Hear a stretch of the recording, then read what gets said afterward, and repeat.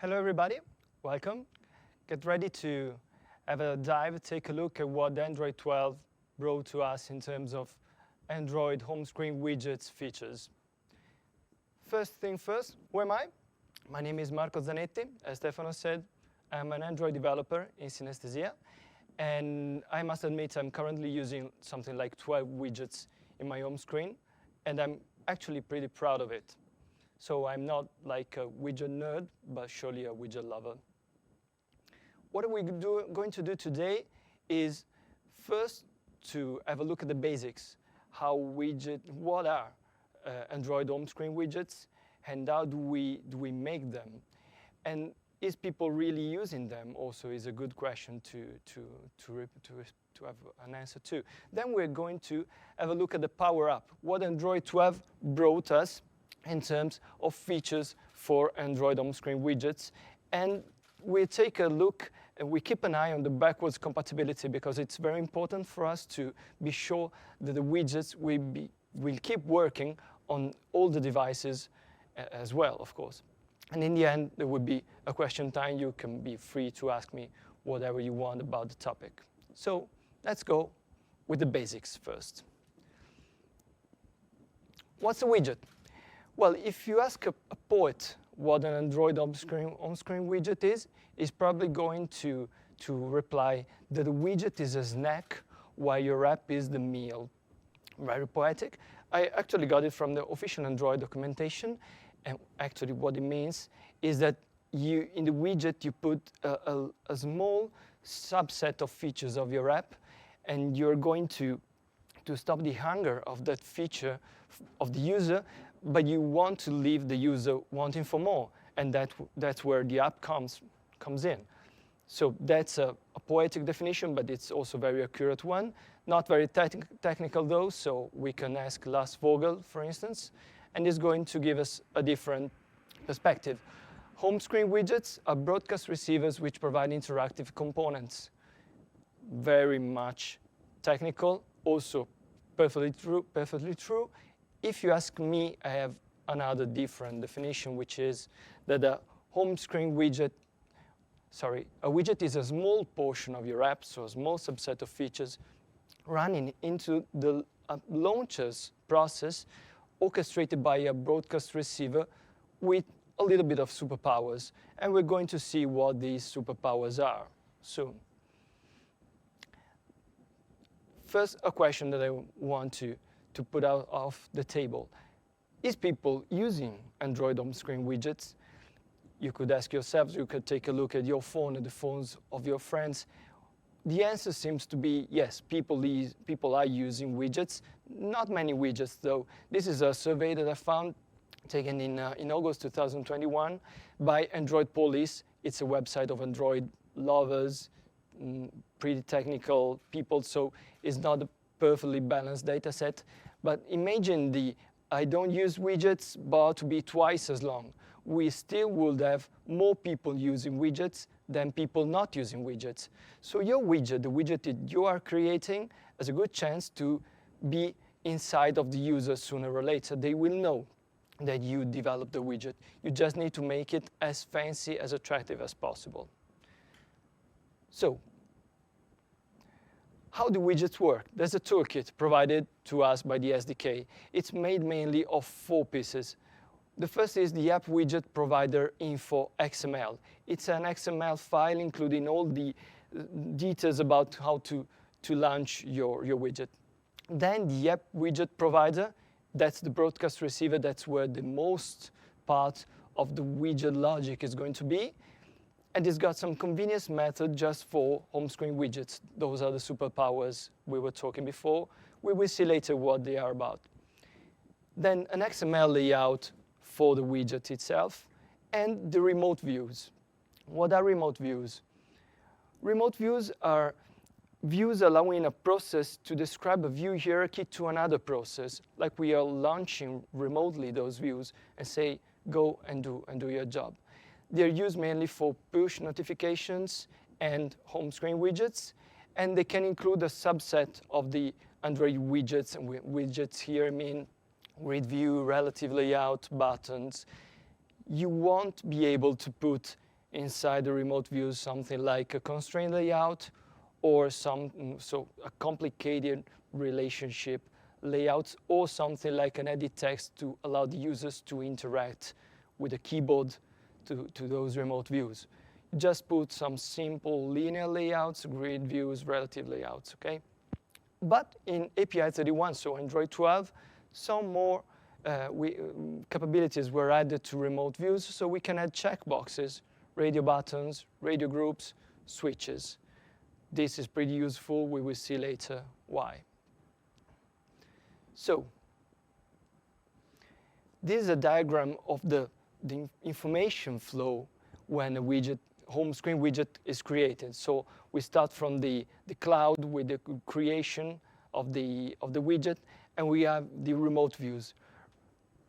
Remote views provide an interaction, the possibility of an interaction to the users. If the users interact with the widget, an action is performed. And this action is performed as a pending intent. Can be a pending intent with a deep link to an activity, just to open an application activity, or it can be a pending intent with a broadcast to be later listened by the broadcast receiver itself to perform a specific action. I know it's little bit tricky, we'll see that later. Then when the widget provider catches the broadcast, it can perform the processing and then recreate the remote views with the new data, if there's any. And here is where the process comes back from the start. So let's make one. The best way to understand things is to try and make them. So let's make an ugly widget. The widget that you see here, you are going to see that in Android 12 will be a little bit less ugly. It's ugly because it's simple, and we wanted to do something very simple here. This widget displays device's brand and model in a text view, and when you click on it, it's displaying a toast with the current daytime at the bottom of the screen. Very simple, very straightforward. Let's use the toolkit that we talked about before. So first thing is we created the widget provider info XML file. It includes all the small details about the default size in the widgets grid of your home screen widget. It includes the update period in milliseconds. That's very important.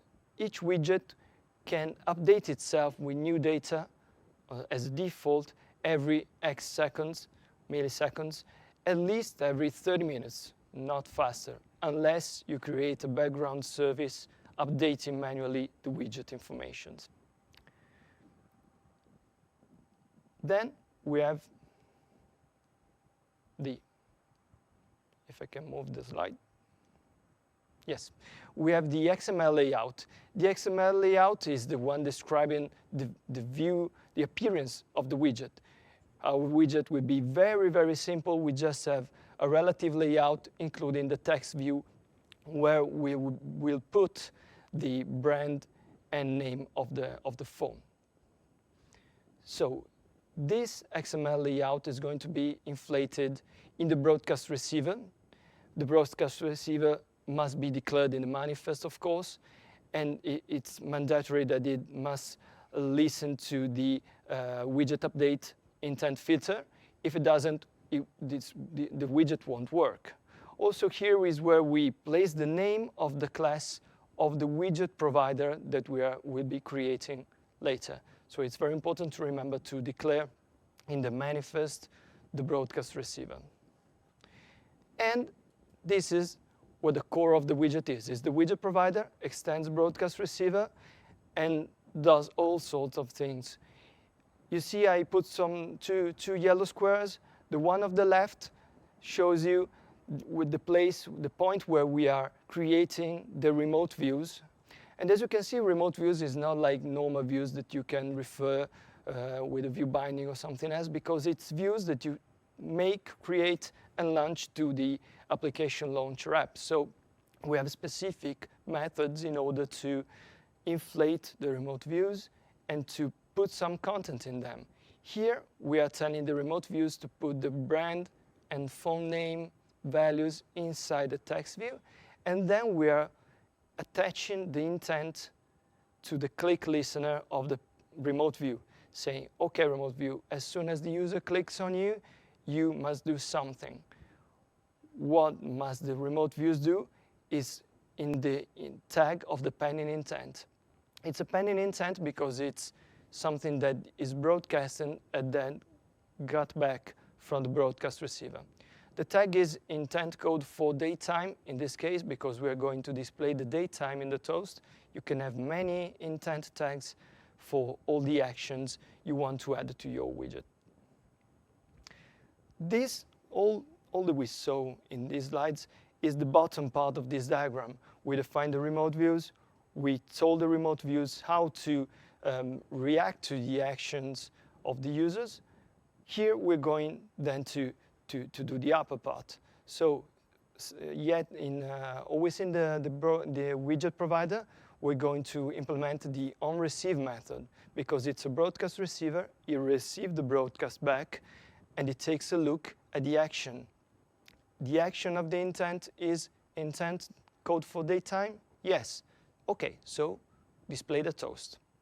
Here we close the circle of the action from the widget back to the widget. And we are handling this in the upper right part of the diagram. We have the action. We handled the action. We just displayed the toast. We could have done any processing and reconstructed the remote views. So this is simply how you make a widget. 4 parts of the toolkit, XML, a broadcast receiver. But let's see how we can power it up in Android 12. There are lots of things added, lots of capabilities added to home screen widgets from Android 12. We're going to see them one by one, pretty quick, but with some deep insights on a couple of them, the most important ones. First one is, well, Android 12, you see it, it's fancy, it's roundy, it's glossy. Everything is very beautiful and consistent. The graphics of all the elements, you see it's all put together in a very thorough way. So we will probably want to make our widgets more suited in this environment, in this rounded environment, in this glossy environment. We'll see how to get that. The first thing is the one I like the most, is the capability of resizing widgets with a responsive layout. In the past, we were already able to resize widgets. And since Android 3, I guess, users were able to tap on a widget, long press on it, and resize it in height or width. Well, now we can make it responsive. Choose different layouts depending on the side of the widget on the home screen grid. If the widget gets larger, we can decide to put 2 columns. If the widget gets higher, we can decide not to just make the list of elements we were displaying longer, but add something at the bottom of it, some actions, a lot of things that we can change dynamically as soon as the user stretches the widget on the screen. So that's very cool. And how is it implemented? It's implemented by providing the remote views, not just a view, as we did in our simple example, but a map of views, mapping screen sizes to views. What we see here is that we create a map of 3 sets of sizes corresponding to 3 different views. If the widget is less than 50 dps high and large, we will use the small view. That's directly pointing to an XML layout. If it gets bigger, the medium view, then the wide view, we can have as many elements as we want in the map and really twiggle how the widgets will be displayed on the screen. Then in the bottom part of the code, you see we pass the whole map right into the remote views. And this is the operative system that takes the job of mapping the right layout to the right widget size. This means we have to use different layouts, the small layout, the medium layout, the wide layout, the very high layout, as many as we want. This could lead to code duplication. We don't want that, of course. thank God we can still use the include in XML layouts. This means that we can make some small modules of our widget functionalities and build them up in different shapes and sizes for the different layouts to be displayed and passed to the remote views. What we must remember for the compatibility with the previous versions of Android is that this is only possible in Android 12. So if we want a widget to be displayed in all the smartphones in all the Android versions, we must behave differently and choose to pass all the map of layouts for Android 12, and one specific layout can be one of included in a map or even another one that we choose for the previous versions. So that would be the only one to be stretched in height and width when the user resizes the widget. Second feature added to in Android 12 is rounded corners. This also is something we don't have to play a lot with. You get Android 12, all your widgets are going to have rounded corners. It's beautiful and it's consistent in all the widgets. What we must check is that we don't place too much content in the corners. Because if our widget developed on Android 7, 8, 10, 11 has content in the corners, maybe in Android 12 that content will be cropped out. So be sure you are testing on an Android 12 emulator, even better on an Android 12 physical device, like a Pixel. If you already have rounded corners on your widget, I suggest to align them to system values for API 31. Because if you don't, you're probably going to be the only widget in the room with a different radius for your corners, and you will stand out more than you would like, probably. There are two default values as system values for the outer, the radius of the outer corners and the radius of the inner view corners, and is the ones you find here: system up widget background radius and inner radius. You can use them, of course, only in values 31, or if you target API as a minimum to API 31. The third feature added by Android 12 to the home screen widgets is the configuration changes. We've always been able to map an activity to the widget in order to force the user to configure the widget before it places on the screen. So, for instance, you have a weather forecast widget. In the weather app, you have 10 cities you are keeping an eye of the weather of, and in the widget, you just want one of them. And when you place the widget on the screen, you get an activity asking you, okay, what's the city you want to see the weather of? And you choose, and you get the widget for that city. Here we can reconfigure the widgets. So just by adding a flag reconfigurable in the widget provider informations, we can tell the Android that that widget can be reconfigured.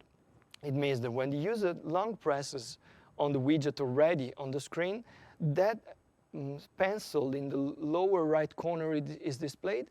If the user clicks on it, the good old configuration activity opens up. So it's just a shortcut. You don't need to actually develop a different kind of configuration. You just can configure again the same widget. This couples very well with another feature of Android 12, which is the optionality of the configuration. You can tell your widget that it can have some defaults. Let's go back to the weather forecast widget. Maybe that widget, when you create it, could default to the last city you added to the list of cities you are looking for. Or maybe it could display the first one, or the nearest if you gave the position permissions, anything. You can give defaults to the widget and make configuration optional. This is good because it removes friction. The users place the widget on the screen, they get the content, and then they can change it if they want. So that's why it gets well together with the reconfigurable flag for widgets. So reconfigurable and configuration optional go both together in the widget provider info XML file, and you get your widget with default data and reconfiguration option. Remember to put some configuration data, because if you don't, your widget is probably going to crash or display nothing. Fourth feature added in Android 12 is the widget description. This is very simple. When you scroll the widgets drawer and searching for a cool widget to add, you see them and you have a title for each one of them.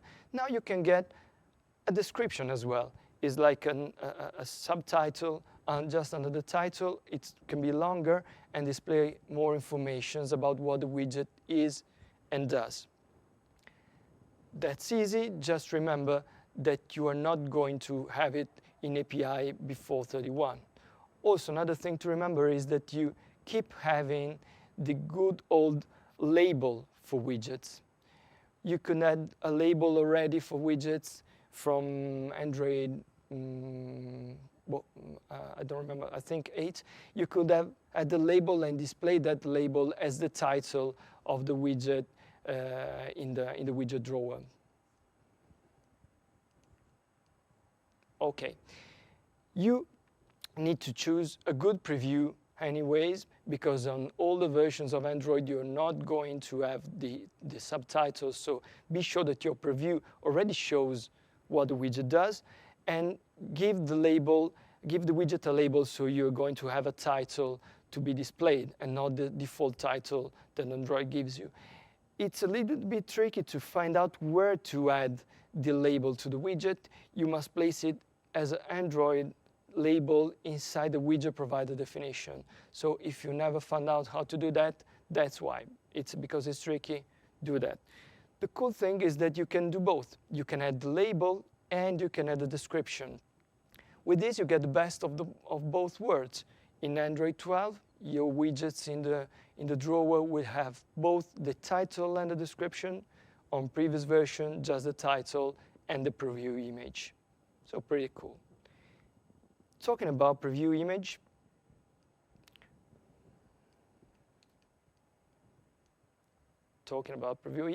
this is another thing we got. We can now add real previews of our widgets to be displayed in the widgets drawer.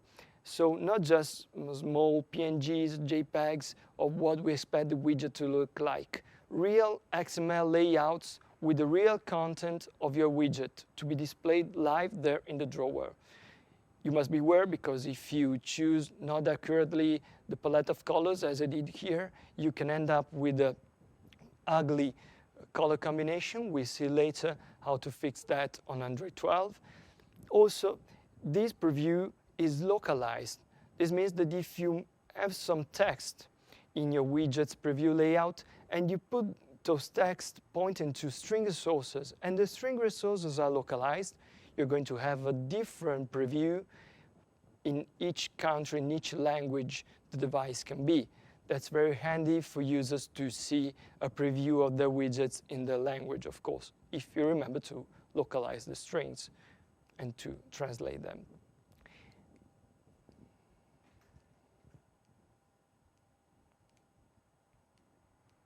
Okay, just one more. Okay, so if you want your widgets to work on previous versions of Android, of course, you need to implement the preview image as well, not just the preview layout, because it only works on Android 12. Your widget is not going to be displayed in the widget drawer. You want to implement both.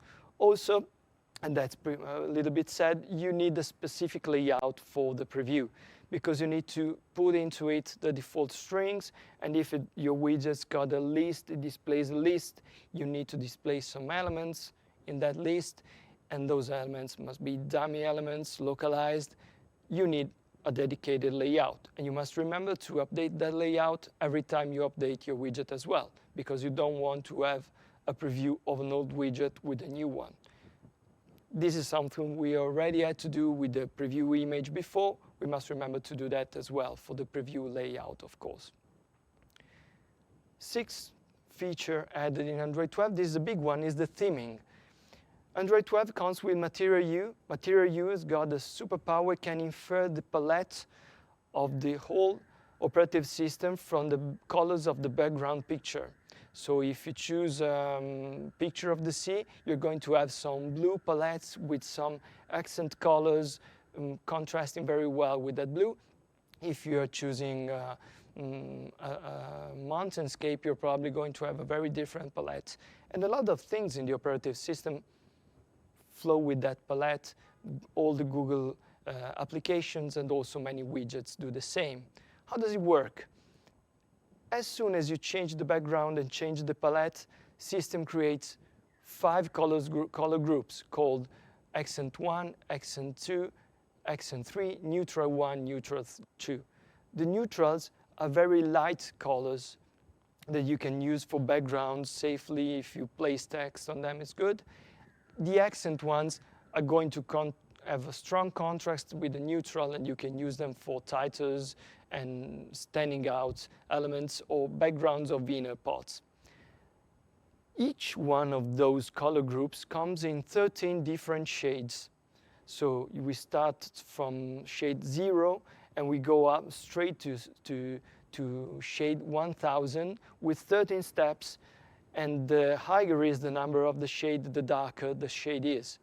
So we have a lot of combinations of colors to choose, but we can be sure about the contrast of them. If we use a text with an accent 2 underscore 800 color, it's going to be a very dark one, and the background is neutral 1 underscore 100. This is going to be a good combination, whatever the palette chosen by the user is.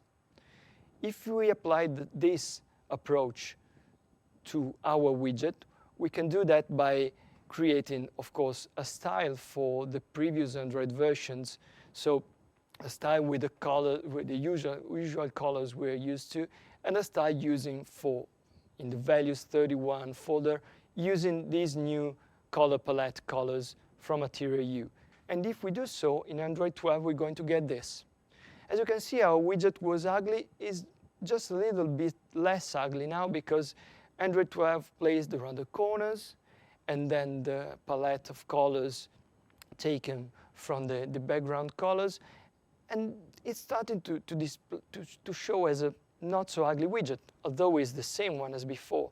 This is what I meant when I said that Android 12 allows us to make more beautiful widgets and more cohesive inside the whole operative system. As you can see on the left, we have chosen a greenish palette, so the clock widget is green, the top bar of the calendar widget is green, everything is greener, and on the right everything is brownish, and our widget applied that to itself as well. That's pretty cool, doesn't cost much, and sooner we're probably going to have some further SDK methods in order to map those colors without using the specific resources going to pick the colors. Just remember important things here. If you are planning to develop this, you don't get it yet in the emulators. You need a physical device, you need a pixel, and you need to change the palette on that in order to check the results of your operations. Then, 7th feature added in Android 12 is voice support. Google Assistant is very cool. You can ask him a lot of things. Now you can ask about widgets as well. So your widgets can be displayed in the Google Voice results in two ways. The first way is a simple one, and is you ask a specific query like, okay Google, show me the weather forecast in Turin for the last 3 days, and the widget for the weather forecast will be displayed. Or it can be because your app, your widget, is registered to a certain built-in intent that maps to the action the user made the Google Voice application execute. So maybe you could ask, okay Google, I wonder if it's good to take a jacket if I go to Turin tomorrow. And maybe Google Assistant will display you the weather forecast widget if you were good enough to map the intent in the right way in order to reply to that question. A very cool feature is that once your widget is displayed in Google Assistant, users can choose to keep that widget, that exact widget, on the home screen, because maybe they found it useful somehow. That's cool because it's a new entry point for pinning widgets on the home screen. Right now, the two ways we had to put a widget on the home screen were to scroll the widget drawer, pick one, put it on the screen, or from the app to have a prompt showing the widget preview and say, do you want to put a widget on your screen? Okay, and you did. Now you have a third entry point, a very interesting one because the user already uses the widget here and can decide it's useful for him, for her, and wants it on the home screen. This is pretty cool. It's not very easy to implement. I put in the slides a link to all the documentation about Google Assistant and widgets. Is not that easy, but also if you mean it, it's not that hard to do as well. So maybe it can be good for you. The eighth feature is the stateful checkboxes. Remember at the beginning of the talk, I told you that in the remote views, you can just put a small subset of layout widgets of Androids. Now you can put checkboxes and radio buttons and switches and make them work without tricks. Because you could already put checkboxes, but you couldn't respond to the check of the checkboxes. You had to listen to the event of the click on the whole row and then rewrite the remote views with the checkbox checked. It's not what the users expect. Users expect to see a checkbox, checking it, get the animation of the plop. The checkbox is checked, and then something happens in the background. Now we can get that with some new callbacks for the remote views and checkboxes. These are only just for Android 12, so if you are planning to add this capability and want to be compatible with previous Android versions, you must remember to create a different layout without checkboxes or radios, or use some old trick, as I said, in order to make the whole row clickable or switchable and reconstruct the whole remote view.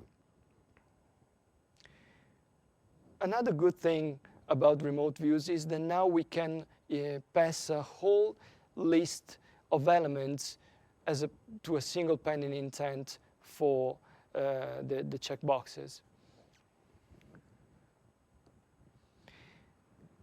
This is another cool thing. When you load the list in your widget, before you needed to create a service and return a remote views factory from the service in order to populate all the widget list. Now you don't need it anymore. You just can pass the list to the adapter and get all your list automatically filled up. So, what do we get here? We see the widgets are tricky to build. They were tricky already before they get a little bit complicated. We got the remote views. After all, you are telling another app to display something and act accordingly. It's not that simple. Nothing in Android 12 made that simpler. All the implementation of the widgets is still complicated. But Android 12 introduced some tasty new features that we probably want to add to our widgets as well. So developers still need to invest quite a lot of time in retrocompatibility and being sure that the widgets display well, act well on previous versions of Android and on Android 12 as well. Also, thankfully, we expect that effort to be lower and lower and lower as the time passes. Here we have the distribution of Android versions updated to yesterday. We see that the latest versions of Android are gaining space inside the distribution. We have Android 10, 11, and 9 taking a good part of the scope. So we expect soon to be able to add those features, the features we saw in our applications, without having to think too much about retrocompatibility. This is all I had to tell you about widgets today. If you have any question, I'm here for you. You can also download the slides or write me if you want to.